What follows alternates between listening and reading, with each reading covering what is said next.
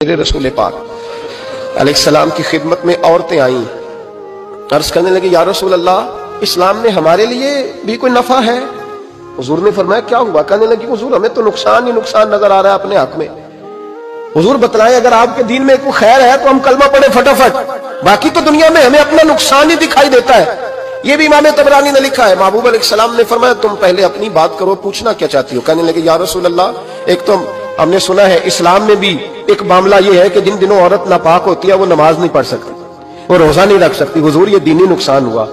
اور دو عورتوں کی گواہی ایک مرد کے برابر ہے، دنیا میں بھی ہمارا وہ کردار نہ ہوا جو کہ مردوں کا ہے، تو حضور ہماری دنیا میں بھی نقصان ہے، دین میں بھی نقصان ہے۔ یا رسول اللہ یا رسول اللہ یا رسول اللہ صلی اللہ علیہ وسلم آقا پھر تو یہ ہوا کہ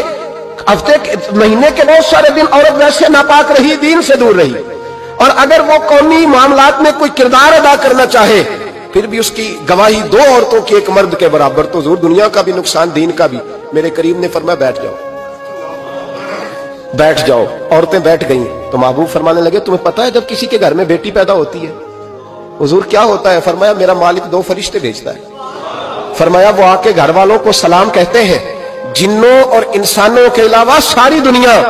ان کے سلام کو سنتی ہے۔ فرمایا پھر وہ فرشتے اپنے پروں سے اس بیٹی کو ڈھانپ لیتے ہیں اور پھر اس کے سر پر پر پھیرتے ہیں، اور فرمایا پھر وہ ان کے باپ کو کہتے ہیں ان کی صحیح طرح پرورش کرنا، پھر ان کے ذمہ داروں کو کہتے ہیں، ان کے خاندان کے بڑوں کو کہتے ہیں صحیح طرح پالنا۔ اگر تم ان کی یہ لفظ سنو میرے محبوب کے، حضور فرمانے لگے رب کے فرشتے کہتے ہیں اگر تم نے صحیح پرورش کر کے بیاہ دیا تو اللہ قیامت تک تمہاری مدد کرے گا۔ کس طرح؟ اللہ تمہارے رزق میں بھی تمہاری مدد کرے گا، اللہ دنیا کی مشکلات میں بھی تمہاری مدد کرے گا، اور جب مرنے لگو گے یہ شارحین نے قیامت تک کا ترجمہ کیا، شارحین فرمانے لگے گویا حضور فرما رہے ہیں جب تم مرنے لگو گے بیٹی کی پرورش کرنے والوں تو رب کریم تمہیں کلمہ یاد کرا کے تمہاری مدد کرے گا،